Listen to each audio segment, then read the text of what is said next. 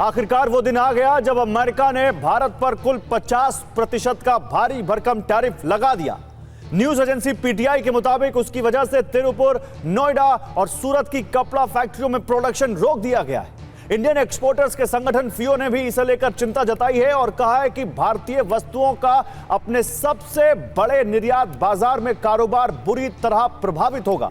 इसी तरह chamber of trade and industry का दावा है कि इससे 10 लाख रोजगार का खतरा पैदा हो गया है और उन्होंने मांग की है कि अमेरिका से आयात होने वाले सामान पर भी भारत 50% जवाबी टैरिफ लगाए। सुनिए क्या कह रहे हैं वो। 48 अरब डॉलर का भारत का निर्यात इससे प्रभावित होगा और 10 लाख नौकरियों पे संकट पैदा हो सकता है। पीएम मोदी जी को सीटीआई ने पत्र भी लिखा है कि भारत सरकार जवाबी कार्रवाई करे, क्योंकि बहुत सारी फूड चेन्स हैं, सॉफ्ट ड्रिंक्स हैं, मिनरल्स हैं, खनिज है, ऐसी इतनी सारी चीजें हैं जो अमेरिका से भारत में भारी संख्या में अमेरिका निर्यात करता है। तो भारत सरकार भी 50% जवाबी टैरिफ अमेरिका पे लगाए। हो सकता है जब वहां के व्यापार पे प्रभाव पड़ेगा तो अमेरिका के राष्ट्रपति को भी कुछ नसीहत मिले। तो हम ये सवाल लगातार पूछ रहे हैं कि सरकार के पास इसका क्या समाधान है, आज भी पूछेंगे। लेकिन आज हम आपके सामने ट्रंप के एक डबल स्टैंडर्ड का बहुत बड़ा पर्दाफाश करने जा रहे हैं। कैसे ट्रंप दोहरे रवैये की पराकाष्ठा को छू चुके हैं। मसला केवल चीन पर टैरिफ ना लगाने तक ही सीमित नहीं रह गया है, यह उससे कहीं आगे जा चुका है। हालांकि आगे बढ़े उससे पहले ट्रंप का एक बयान आया है। ट्रंप कर तो कुछ भी नहीं रहे हैं, लेकिन देखिए कितनी बड़ी बड़ी बातें कर रहे हैं वो चीन को लेकर। एक बार ये बयान सुनिए उनका। तो अगर हमने अपनी चाल चली तो चीन बर्बाद हो जाएगा, लेकिन चाल चल नहीं रहे वो 90 दिन का वेवर दे रखा है। खैर आइए अब आपको बताते हैं कि कैसे ट्रंप जो भारत को कह रहे हैं कि रूस से तेल मत खरीदो और रूस से अपनी डील तोड़ दो, वो खुद रूस से डील के लिए कितने बेताब हैं। आपको बताते हैं कि न्यूज एजेंसी रॉयटर्स के मुताबिक 15 अगस्त के दिन जब अमेरिका के अलास्का में ट्रंप और पुतिन की मुलाकात हुई थी, उसी मुलाकात में ट्रंप ने पुतिन से एनर्जी डील पर चर्चा की थी। जी हां, अमेरिका और रूस के बीच डील पर चर्चा की थी। ध्यान से सुनिए, ट्रंप के डबल स्टैंडर्ड का यह बड़ा पर्दाफाश है। उसी मीटिंग में अमेरिकी कंपनी एक्सॉन मोबिल ने रूस से डील पर बात की। यह कंपनी सखालिन 1 ऑयल और गैस प्रोजेक्ट में डील चाहती थी। इसके अलावा रूस से न्यूक्लियर पावर्ड आइस ब्रेकर जहाज खरीदने पर भी चर्चा हुई थी। यानी जो ट्रंप ये कह रहे हैं भारत से कि तुम रूस से तेल खरीदकर फंड कर रहे हो इस वॉर को, अब आप बताइए ये पैसा कहां जाता। क्या पता डील को लेकर अभी भी बात चल रही हो। तब तो ट्रंप के लॉजिक के मुताबिक अमेरिका भी रूस को यूक्रेन के खिलाफ फंड कर रहा है। इसी को लेकर अली में हमारे कुछ सवाल हैं। आखिर ट्रंप को भारत से परेशानी क्या है। खुद रूस से व्यापार तो भारत पर टैरिफ क्यों लगा रहे हैं ट्रंप। क्या जंग रुकवाने में फेल हो गए, नोबेल का सपना टूट गया, इसलिए यह टैरिफ कार्ड चला है ट्रंप ने। और एक सवाल यह भी है जिसको हम रखेंगे अपने शो में कि अपने एक्सपोर्टर्स को कैसे सहारा देगी भारत सरकार। बात करने के लिए डॉक्टर अजय आलोक है बीजेपी से, सलमान सोज हैं कांग्रेस से, जेके त्रिपाठी हैं पूर्व राजदूत हैं और यूरोप में क्योंकि वहां भी रूस से काफी कुछ जा रहा है, राजनयिक रह चुके हैं भारत की तरफ से, और प्रोफेसर नंदिनी दत्ता हैं जो कि इकोनॉमिक्स को समझती हैं, अर्थशास्त्री हैं। आप सभी का बहुत स्वागत है। शुरुआत अजय जी आपसे। अजय जी, ट्रंप का डुअल फेस तो हम लगातार देख रहे हैं, लेकिन क्या आपको लगता है कि उन ट्रंप पर भरोसा किया जा सकता है जो हमसे तो कह रहे हैं कि तेल मत खरीदो, लेकिन खुद रूस से डील की सील कर रहे हैं, डील सील कर रहे हैं और रूस से कह रहे हैं कि भाई आओ कुछ डील कर लेते हैं।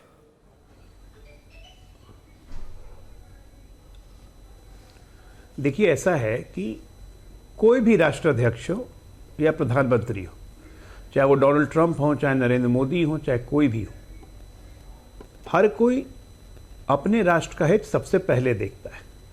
इसमें कोई शक नहीं है कि हमारे राष्ट्र का हित सबसे पहले और उसके बाद कोई और राष्ट्र आती है। और कूटनीति में, डिप्लोमेसी में लड़ाई की कोई गुंजाइश नहीं है।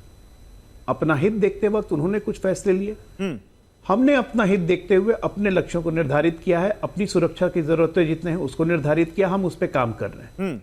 अब सवाल रहता है कि इन्होंने टैरिफ लगाई है तो उससे जो अभी आप बता रहे थे कि कपड़ा उद्योग और बाकी उद्योग प्रभावित हो रहे हैं, नौकरियों पे खतरा हो रहा है, उसके लिए हमारे पास कंटिजेंसी प्लान क्या है? तो कल पीएमओ में इसकी एक विस्तृत चर्चा हुई है, एक पूरा पैकेज प्लान तैयार किया गया है। उसके अलावा अब जब हम अमेरिका में अगर कपड़े नहीं भेज सकेंगे, हमारी प्रतिस्पर्धा बढ़ जाएगी, वियतनाम बांग्लादेश हम पे भारी पड़ेंगे, तो हमारे लिए विकल्प क्या है? ऐसे उन तमाम विकल्पों पे भी भारत सरकार के द्वारा चर्चा की गई है कि नए बाजार कौन से हम खोल सकते हैं, नए बाजार में क्या क्या चीज है। आज आपने सुना होगा कि ब्रिक्स के देशों में आपस में सेल्फ करेंसी मोड में व्यापार का एक माध्यम पे भी चर्चा हो रही है। तो अन्य 10 तरीके के विकल्प हैं, प्लस फाइनेंशियल पैकेज हम कितना अपने निर्यातकों को दे सकते हैं, ये सब विकल्प पे भारत सरकार एक बहुत सॉलिड कमोडिटी प्लान लेके चल रही है। और तीसरी बात और सबसे महत्वपूर्ण बात ये याद रखिए कि हमारी अर्थव्यवस्था जो है वो खपत की अर्थव्यवस्था है और अपने देश में ही खपत की है। आज जब जीएसटी टैरिफ नई दरें लागू हो जाएंगी तो जितनी हमारी खपत बढ़ेगी, घरेलू खपत जितनी बढ़ेगी हमारी, उससे निश्चित तौर पे हमारे अपने व्यापारियों को ही फायदा होगा, हमारे अपने देश के लोगों को फायदा होगा। और आत्मनिर्भर भारत की तरफ हम लोग उसी तरह से बढ़ रहे हैं। लेकिन एक बात तय है, दबाव कितना भी बढ़ जाए भारत दबाव के आगे झुकेगा नहीं। हम अपने किसान, डेयरी उत्पादकों, मछली पालकों, इन सब का नुकसान किसी हालत में नहीं होने देंगे। तेल हमें वहीं से खरीदेंगे जहां हमें सबसे सस्ता मिलेगा। हम अपनी शर्तों पे ही चलेंगे। भारत कोई ऐरा गैरा नत्थु खैरा नहीं है कि कोई जब चाहेगा हमें ऐंठ देगा। वो दिन गए। हम ऐठाने वाले जीव नहीं, हम ऐठने वाले लोग हैं। बिना बोले हुए हम अपना काम करते रहेंगे। जिसको बोलना है बोलते रहने दीजिए, वो हमारे मित्र हैं और हमारे मित्र रहेंगे। कूटनीति में कभी कोई दुश्मन नहीं होता है। नहीं तो मित्र हैं तो फिर ये जो जर्मन पत्रिका ने दावा किया अजय आलोक जी कि ट्रंप ने 4 बार फोन किया, पीएम मोदी ने उनका फोन नहीं उठाया और एक टीम आने वाली थी, ये तो दावा नहीं, ये तो फैक्ट है कि एक टीम अमेरिका से भारत आने वाली थी ट्रेड नेगोशिएशन के लिए। लास्ट मोमेंट पे वो दौरा भी रद्द हो गया। तो अगर मित्र हैं तो ये कम्युनिकेशन क्यों इतना, कम्युनिकेशन में दरार क्यों आती दिख रही है? मुझे नहीं पता है कि फोन किया है कि नहीं किया है। भारत सरकार ने कुछ ऑफिशियली इस बारे में जानकारी नहीं दी और मेरी आदत नहीं है कि मैं जर्मनी के अखबार पे या न्यूयॉर्क टाइम्स के अखबार पे या वॉशिंगटन पोस्ट पे अपनी कोई कमेंट दूं। ये सोच साहब बैठे हुए कमेंट्री करेंगे उस पर। नहीं, सोच साहब तो कमेंट्री करेंगे, लेकिन आप ये कह रहे हैं कि बैक चैनल बातचीत चल रही है।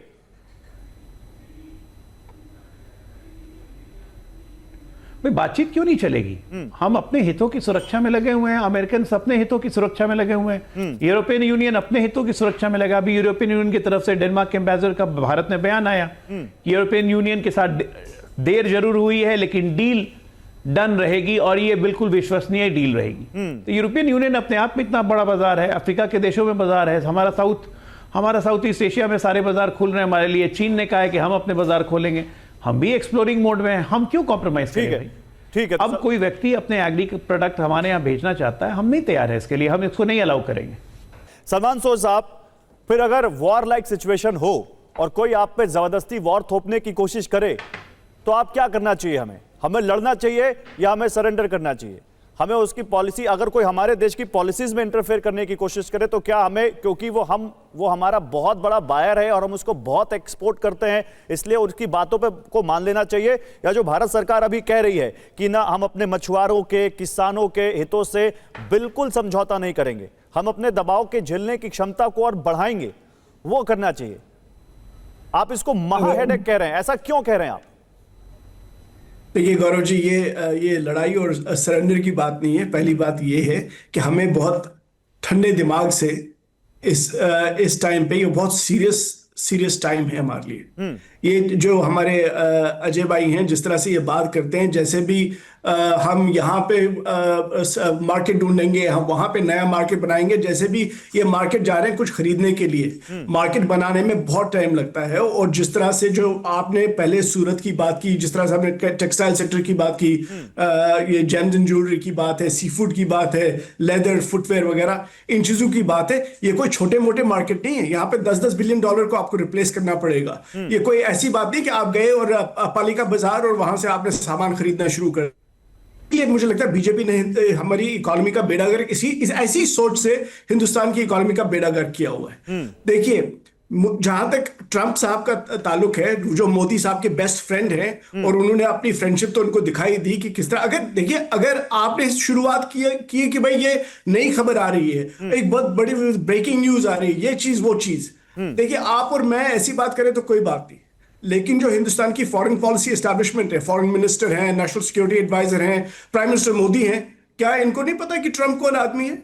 इनको ये कोई नई चीज क्या है इसमें कि ट्रंप बिल्कुल खुदगर्जी से चलते हैं, अमेरिका का जो ठीक रहेगा उनको वो लगेगा, कोई नई बात नहीं है, बहुत पुरानी बात है। अगर किसी के लिए नई बात है तो वो इनके लिए नई बात नहीं होनी चाहिए, और अगर इनके लिए नई बात है तो इनको रिजाइन करना चाहिए, क्योंकि इनकी गवर्नमेंट के अंडर इस वक्त तैयारी ऐसी होनी चाहिए थी। और ये तो कल मैं फिर आपसे सलमान सोच साहब सवाल है, सलमान सोच आप ही से काउंटर क्वेश्चन है, लेना तो पड़ेगा काउंटर क्वेश्चन आप ही से।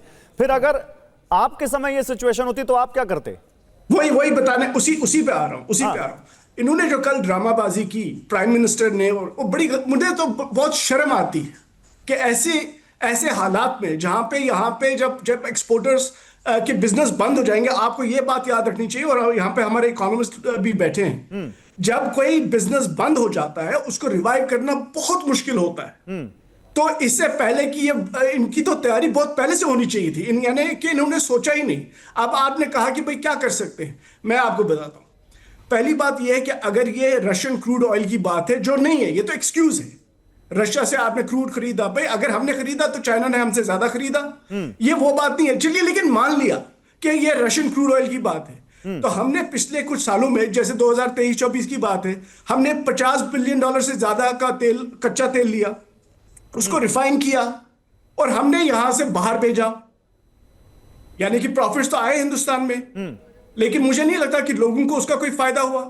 तो इस वक्त जो हमने रेवेन्यूज कमाए हैं उसको अब डिप्लॉय करने की जरूरत है। जो हमारे एक्सपोर्ट सेक्टर्स हैं, जहां पे बहुत प्रॉब्लम्स आने वाली हैं, चाहे वो सूरत में हो या कानपुर में हो, कहीं भी हो, इस वक्त हमें अपने एक्सपोर्टर्स की मदद करनी है, क्योंकि ये शॉर्ट टर्म है। मुझे नहीं लगता कि ये जो लड़ाई है, जो ये ट्रंप साहब के है, मुझे नहीं लगता ये लॉन्ग टर्म इश्यू है। ठीक है, मुझे लगता है कि ये शॉर्ट, लोग जवाब दीजिए, फिर मैं दो मेहमानों के पास जाऊंगा। 3 महीना 4 महीना 5 महीना, लेकिन हमें एक्सपोर्टर्स की मदद इस वक्त बहुत करनी, क्योंकि अगर हमने उन बिजनेस, आप कह रहे हैं एक्सपोर्टर्स की मदद करनी चाहिए। अजय आलोक जवाब दे रहे हैं, जवाब सुनिए अजय आलोक जवाब।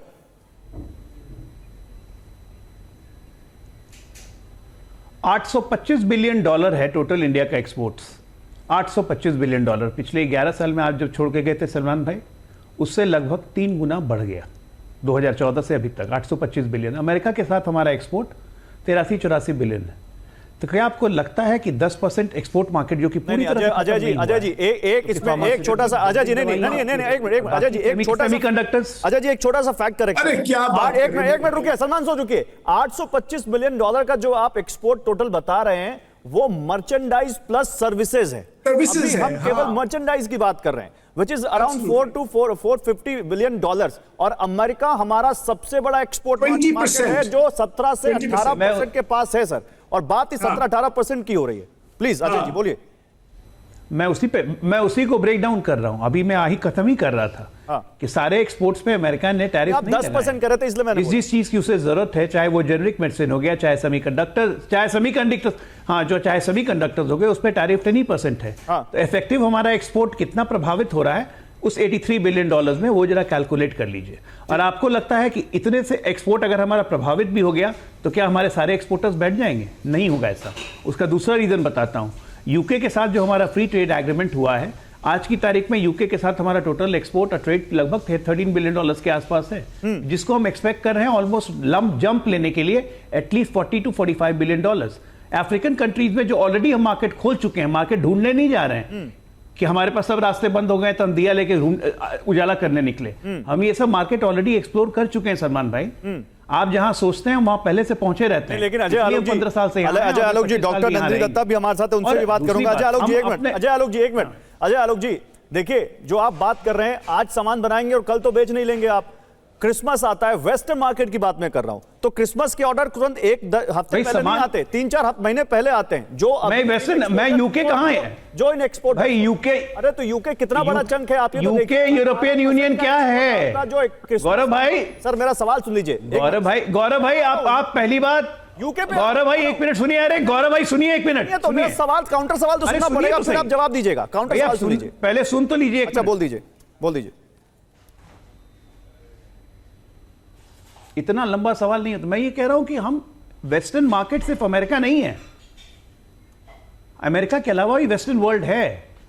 यूके की जब मैं बात कर रहा हूं फ्री ट्रेड एग्रीमेंट की, मैं यूरोपियन यूनियन की बात कर रहा हूं, मैं कनाडा की बात कर रहा हूं, मैं साउथ अमेरिका की बात कर रहा हूं, ये सब हमारे लिए वेस्टर्न मार्केट है जो ऑलरेडी खुल चुके हैं, जिसको हम एक्सप्लोर कर चुके हैं। आज ढूंढने नहीं जा रहे हैं कि अमेरिका से बंद हो गया तो नया रास्ता खोजो।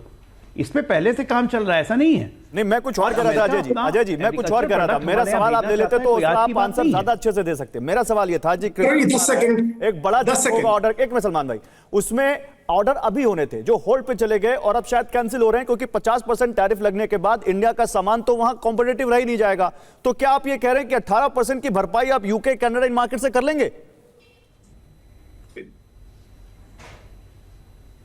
देखिए, सबसे पहली बात कि हमारा कंसर्न हमारे एक्सपोर्टर्स हैं, उनको कौन सा फाइनेंशियल असिस्टेंस और फाइनेंशियल पैकेजिंग अभी करें कि जिनके ऑर्डर होल्ड हो गए, जिन्होंने प्रोडक्शन बंद कर दिया है, वो अगले 3 महीना 1 क्वार्टर तक वो कैसे अपने आप को सस्टेन करें। फर्स्ट प्रायोरिटी भारत सरकार की है। बड़ी खबर आ रही है, निर्यात पर बढ़े टैरिफ की समीक्षा कर रही है भारत सरकार। ब्रेकिंग न्यूज देखिए, इसी से जुड़ी आ गई है।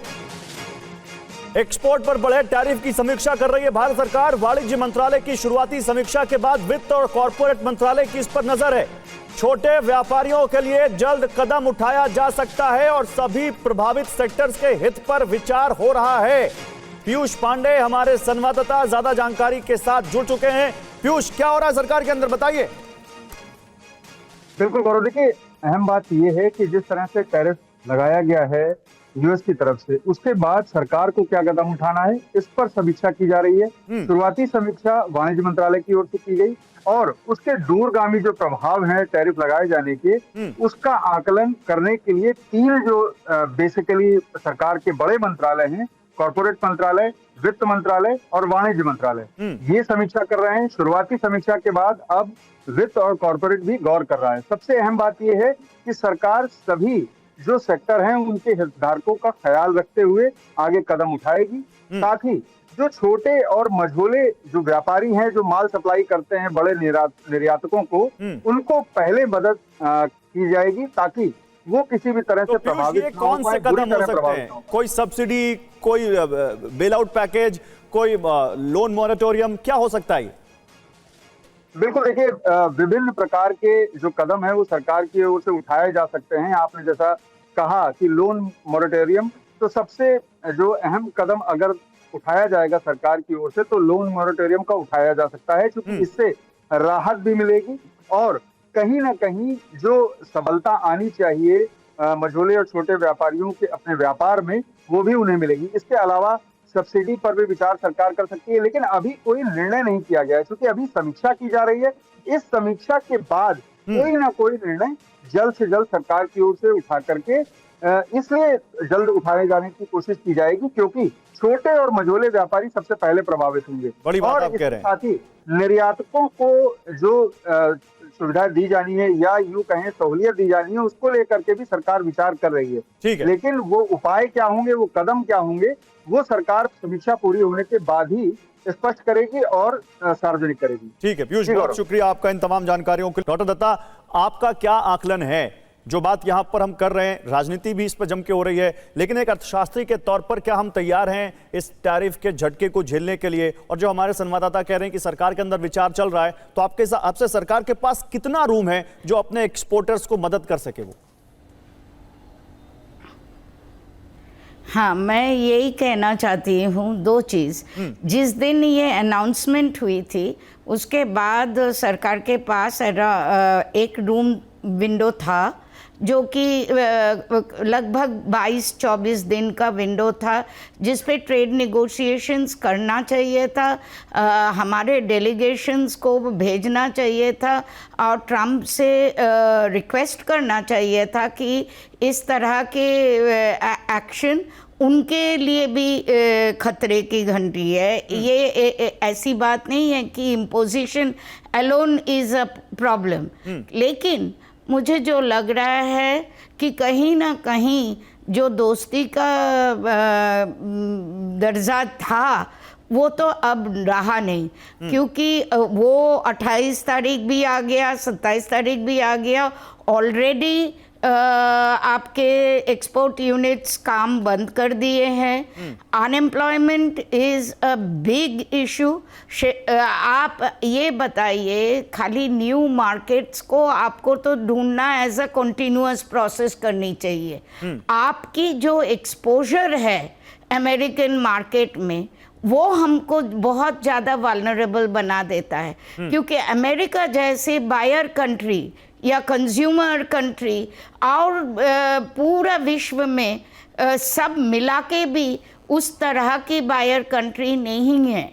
और मैं पहले भी बहुत सारे इवेंट्स में ये कह चुकी हूँ कि इंडिया का आज के तारीख में अपना ये एशियन ब्लॉक के साथ जब तक एक नेगोशिएशन नहीं हो, जैसे चाइना के साथ सिंपली दोस्ती का हाथ बढ़ाना नहीं है, आपको चाइना को एज अ वॉल यूज करना पड़ेगा against this kind of China को कितना आप वॉल की तरह यूज करेंगे, मुझे जो लग रहा है या आपके लिए ऑब्स्टेकल है मैम, ये भी तो देखना है। मैम आ रहा हूं आपके पास। आपने एक बात कही थी कि ये चाइना नहीं ऑब्स्टेकल अगर आप मैम आ रहा हूं, आप अपनी बात पूरी करिएगा। लेकिन आपने एक बात कही थी अभी आपने एक बात कही थी कि कैसे ये उनके लिए भी खतरा हो सकता है। तो मैं एक एसबीआई की रिपोर्ट दिखाना चाहता हूं जिसको गोल्डमैन सैक्स ने भी काइंड ऑफ बैक किया है। दिखाइए पीसीआर। एसबीआई की रिपोर्ट ये कहती है कि इस टैरिफ की वजह से अमेरिका में भी नुकसान होगा,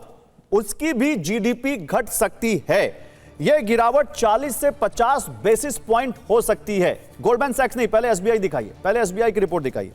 महंगे आयात से अमेरिका में महंगाई बढ़ेगी, यह एसबीआई की रिपोर्ट कहती है। उनकी जीडीपी घट सकती है 40 से 50 बेसिस पॉइंट। महंगे आयात से उनमें महंगाई भी बढ़ेगी। टैरिफ से डॉलर भी कमजोर होगा। इनपुट लागत बढ़ने और डॉलर के कमजोर होने से अमेरिका में महंगाई बढ़ेगी। इलेक्ट्रॉनिक्स, गाड़ियां, फ्रिज, वॉशिंग मशीन जैसे सामान महंगे होंगे। अमेरिका में महंगाई 2026 तक फेडरल रिजर्व के लक्ष्य से ऊपर जाएगी जो कि 2% है। और इसी को बैक करते हुए गोल्डमैन सैक्स ने कहा है कि अमेरिका पर टैरिफ का असर शुरू हो चुका है। बैक करते हुए मतलब उनकी भी टोन ऐसी ही है। वो कह रहे हैं अमेरिका में महंगाई बढ़नी शुरू हो चुकी है, ट्रेजरी मार्केट में अनिश्चितता बढ़ी है। गोल्डमैन सैक्स का ग्राफिक्स दिखाइए। और अमेरिका में आगे अभी और महंगाई बढ़ेगी, ये गोल्डमैन सैक्स का दावा है। गोल्डमैन सैक्स बहुत बड़ी ग्लोबल रेटिंग एजेंसी है। अंबासडर त्रिपाठी, सवाल तो यही है, ट्रंप क्या ये नहीं समझ पा रहे, या ट्रंप ने नोबेल प्राइज के दौड़ में सब कुछ देखना बंद कर दिया है, या वो कर क्या रहे हैं, बताइए।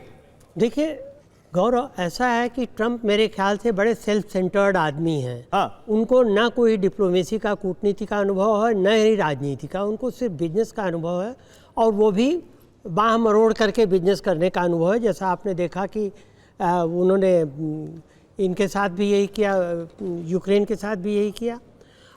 अब यहाँ पर ट्रंप ये नहीं सोच पा रहे हैं कि जो वो कर रहे हैं उसका दूरगामी प्रभाव क्या होगा। आप जैसे सही कह रहे हैं कि अमेरिका में महंगाई बढ़ रही है। आपने भारत से इंपोर्ट पे 50% वो बढ़ा दिया, टैरिफ बढ़ा दिया। क्या होता है कि वहाँ जो चीज़ें पहुँचेंगी वो या तो महंगी होंगी या तो नहीं पहुँचेंगी। नहीं पहुँचेंगी या कम पहुँचेंगी तो उसके लिए हमारे पास जो अल्टरनेटिव्स हैं उसको हम तलाश कर रहे हैं। अगर वहाँ पहुँचेंगी तो एंड कंज्यूमर जो है वो ज़्यादा देगा, नहीं देगा तो बस वही चीज़ आती जो सलमान साहब कह रहे हैं कि हम अल्टरनेटिव तुरंत नहीं ढूंढ सकते। तो अमेरिका भी तुरंत अल्टरनेटिव नहीं ढूंढ पाएगा। वो मागा के चक्कर में वो ये नहीं कर पाएंगे कि आज भारत से अन्य देशों से सामान कम हो गया तो वो सीधे सीधे उन्होंने ओवरनाइट फैक्ट्रीज खड़ी कर ली। आपने देखा होगा चीन के साथ क्या हुआ। चीन ने जब रेयर अर्थ, अरे तो उनके पास तो अगर हम नहीं, हम फॉर इंस्टेंस अगर टेक्सटाइल की बात कर ले तो हम नहीं है तो वियतनाम, बांग्लादेश जैसे देश हैं, उनके पास तो ऑप्शन है। नहीं, ऑप्शन है, लेकिन क्या बांग्लादेश मुफ्त में तो दे नहीं रहा है। फिर बांग्लादेश के नहीं, लेकिन उस पर टैरिफ कम है ना सर, तो वो तो सस्ता पड़ेगा ना। देखिए मैं एक एग्जांपल भी चला रहा हूं, देखिए ग्राफिक्स भी दिखा रहा हूं। अगर $100 बेस प्राइस एक शर्ट का मान लें तो भारत की शर्ट तो 150 रुपए की हो जाएगी क्योंकि 50% उस पर टैरिफ है। बांग्लादेश की पर 20% टैरिफ है तो वो शर्ट 120 रुपए की रहेगी। तो कैसे आप भारत का सामान कोई खरीदेगा। लेकिन फिर उनके मागा का क्या होगा, जो वो ये कह रहे हैं कि हम अमेरिका को ग्रेट बनाएंगे, यहीं पर हम अपना मैन्युफैक्चरिंग करेंगे, वो नहीं हो पाएगा। और दूसरी चीज़ ये है कि देखिए जो बड़े सप्लायर्स हैं, चीन ने अगर मना कर दिया रेयर अर्थ देने से, तो फोर्ड कंपनी ने प्रोडक्शन बंद कर दिया है क्योंकि वो मैग्नेट नहीं बना पा रहे हैं। और इसीलिए बैकडोर से ट्रम्प से बात हो रही है चीन की कि साहब आप अभी तो फिलहाल ये दीजिए। तो और दूसरी चीज, मैं आ रहा हूं, आप दोनों के पास आ रहा हूं, सलमान जी और आलोक जी, इनकी बात पूरी हो जाए। सर अपनी बात पूरी कीजिए। तब एक चीज ये भी है कि अभी अमेरिका और रूस के बीच में बात हो रही है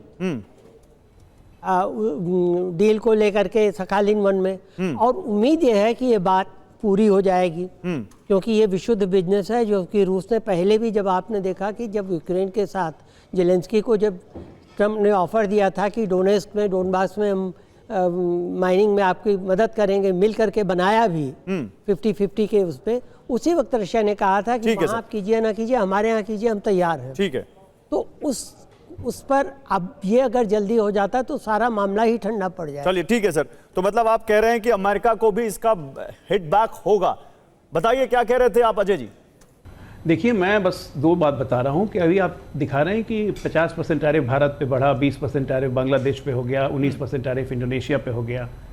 ये टैरिफ पहले कितने थे? भारत पे 10% था, बांग्लादेश पे 8% था, इंडोनेशिया पे 12% था।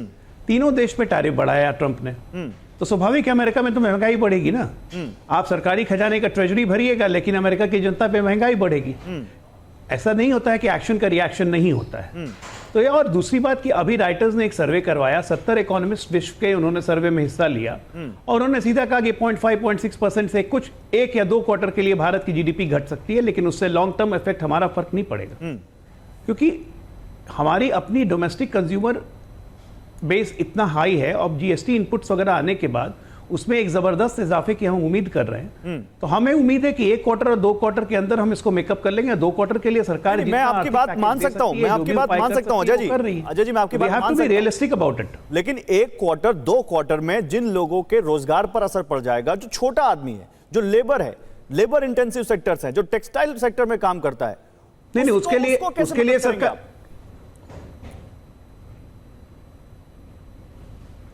उसी के लिए ये सारी समीक्षाएं बैठक हो रही हैं और सरकार क्या क्या आर्थिक पैकेज दे सकती है। अब जैसे अगर मान लीजिए टैरिफ का असर है तो टैरिफ के असर में हम कितने असर को कम कर सकते हैं, सरकार कितना बोझ ले सकती है उस टैरिफ का। उसी तरह हमारा यूएस में जो सामान बेचने वाला, आपको क्या लगता है कि वियतनाम और बांग्लादेश पहले अपने कपड़े अमेरिका में नहीं भेजते थे? बिल्कुल भेजते थे, भारत भी भेजता था और 2 रुपए और 3 रुपए का ही अंतर पड़ता था। दूसरी बात कि भारत मैक्सिमम वैसे कपड़े बनाता है जो अमेरिकन ब्रांड है, उसका ठप्पा लगता है।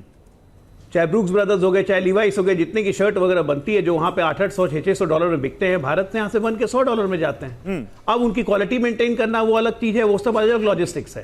तो अभी देखिए, अभी पहला दिन है, इतना जल्दी किसी निष्कर्ष पे या हड़बड़ी में नहीं पहुंचना चाहिए। पहला दिन तो टैरिफ लागू करने का है, 25 दिन पहले ये टैरिफ लागू करने की घोषणा हुई तो काफी दिन, भारत सरकार ऑलरेडी सब कदम उठा रही है। पहला दिन तो टैरिफ लागू करने का है, घोषणा तो काफी दिन बीत चुके हैं और उस बीच आपके पास, आपको मालूम था कि टैरिफ लागू होने वाला है, तो जरूर आप कह रहे हैं कि समीक्षा बैठक चल रही, तो 25 दिन में बैठक ही हुई है या इसके आगे भी कुछ बड़ा है? ये देश जानना चाहता है सर, और ये आपको बताना चाहिए। लेकिन सलमान सोच कुछ कह रहे हैं। सलमान सोच, क्या बताइए, क्या कह रहे हैं आप?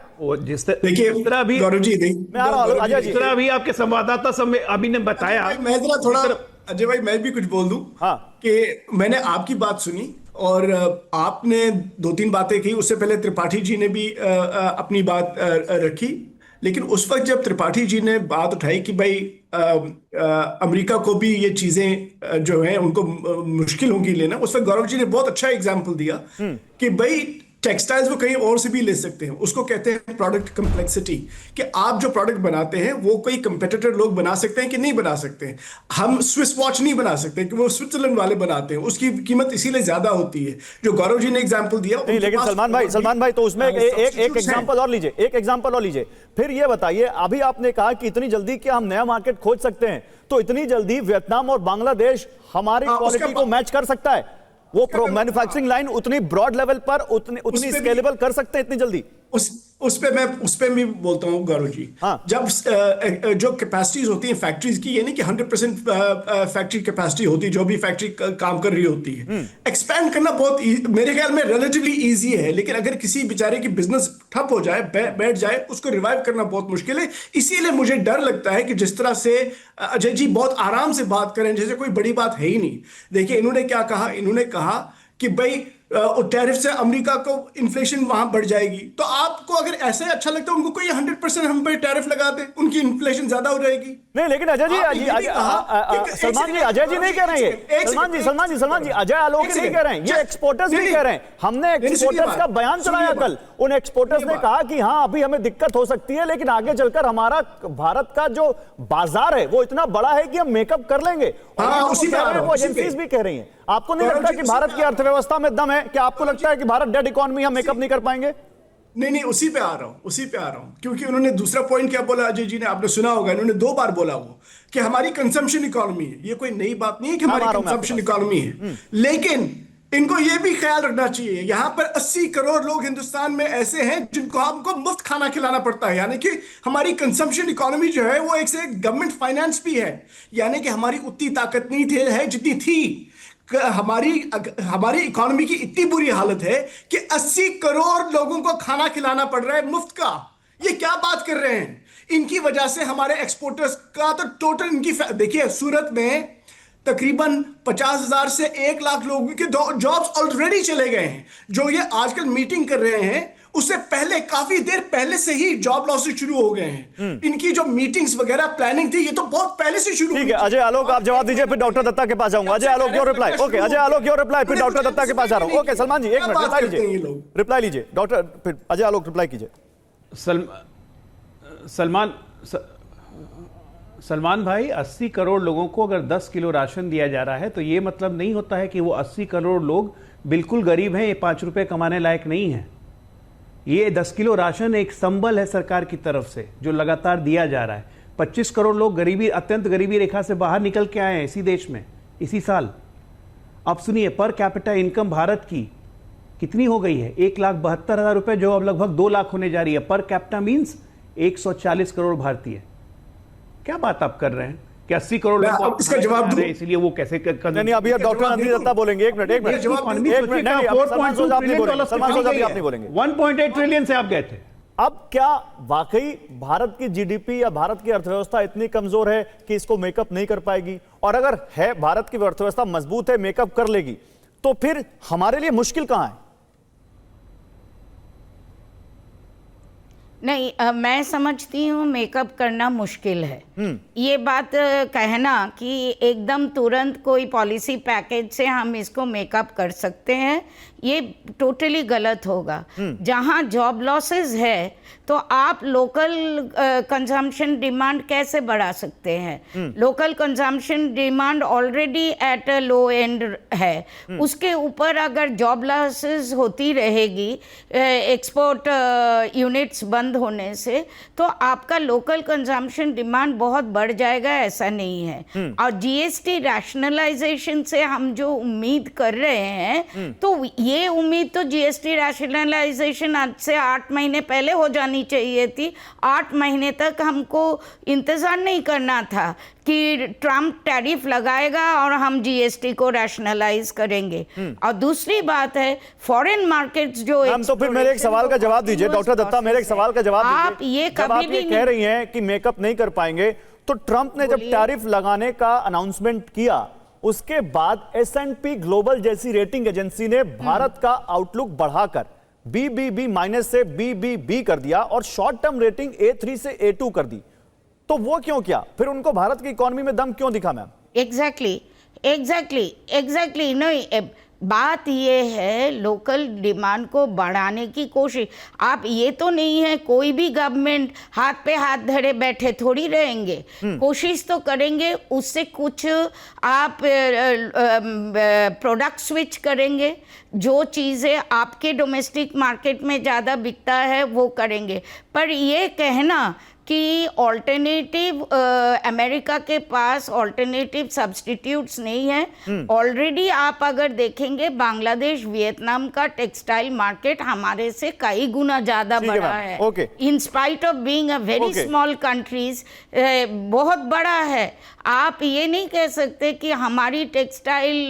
ठीक है मैम, मैं जल्दी से एक रिएक्शन यहाँ पर डॉक्टर जेके त्रिपाठी जी से लेता हूँ। जेके त्रिपाठी जी, कॉम्प्लेक्स सिचुएशन तो है, लेकिन क्या ये इकोनॉमिक से ज्यादा डिप्लोमेसी है, जहां पर हम थोड़े से इसको समझ नहीं पा रहे? जल्दी से, फिर अजय आलोक, अभी समय बचेगा तो आऊंगा, जल्दी से 30 सेकंड। देखिए, ये दोनों का एक मिक्सचर है, इकोनॉमिक्स का भी और डिप्लोमेसी का भी।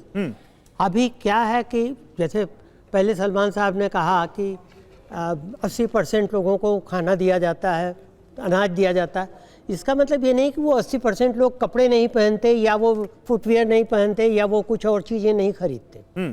तो वो तो हमारा जो है कुशन तो हमारा वो है। आपने देखा होगा 2010 में और सुनामी के बाद जो भी आया था रिसेशन, हमने। चलिए, आपने बड़ी बात कह दी। अजय आलोक 20 सेकंड। ओके, अजय आलोक 20 सेकंड, जल्दी। नहीं, मैं मैडम को बस ये कहना चाहूंगा कि हमारी जीडीपी का 22.6% सिर्फ एक्सपोर्ट का है। इस 22.6% को अगर 100 माने, 824 बिलियन, तो हम सिर्फ 82 बिलियन अमेरिका से व्यापार कर रहे हैं। मतलब 22% का भी 10%।